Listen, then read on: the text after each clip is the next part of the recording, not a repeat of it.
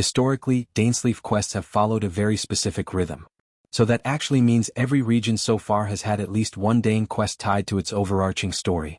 Mondstadt had We Will Be Reunited in 1.4. Liyue and the Chasm in 2.6 with Requiem of the Echoes and Deaths. Sumeru with Kia's quest in 3.5 and Fontaine in 4.7 with Bedtime Story. Which honestly just strengthens the case for Dainsleif showing up again in 5.6, this time tied to Natlan. And if 5.7 or 5.8 ends up being a huge shift like the lead-in to Sumeru or something not Cry-related, then it makes perfect sense for 5.6 to be the bridge patch. Just like Dainsleif's quests always are. Now, just to keep things in context, the 5.6 beta is starting in just a few days. It includes Aifa and the Chef Girl, but besides those additions not much has been teased yet, and that's kind of interesting, right?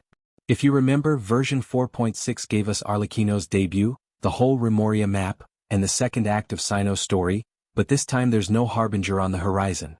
The new area in Natlan is showing up a bit earlier than usual, and the first weekly boss in Natlan was released later than we saw in previous regions. So with no second boss in sight just yet, what's left to fill the gap? To me, it's setting the stage for a big narrative drop, and Dain's life story would fit here perfectly. And you know who might show up alongside him? Skirk. She's been one of the most talked about unreleased characters for years now, and it makes sense narratively. Both Dainsleif and Skirk are deeply tied to the Abyss. Dainsleif is actively tracking the Abyss Order and Kenria's remnants. Skirk literally trained child in the Abyss and clearly knows more than she should. If she's going to be introduced properly, it would be through a lore-heavy quest like this. So imagine this. 5.6 gives us a Dainsleif story quest. We track down some Abyss activity in Natlan. Maybe there's a strange new creature or phenomenon, and just as things start to get weird, bam. Skirk appears not necessarily as a friend but maybe with conflicting goals. That would give us a grounded introduction to her character, set up her eventual banner, and also tie everything back to the ongoing Abyss narrative. Now of course none of this is confirmed yet. The beta hasn't started and leakers haven't dropped any teasers about Dain, but based on past patch cycles, the way Natlan's release has been structured, and how oddly quiet 5.6 looks right now, it really feels like something big is hiding in plain sight. And honestly, I'd love to see Dain and Skirk interact.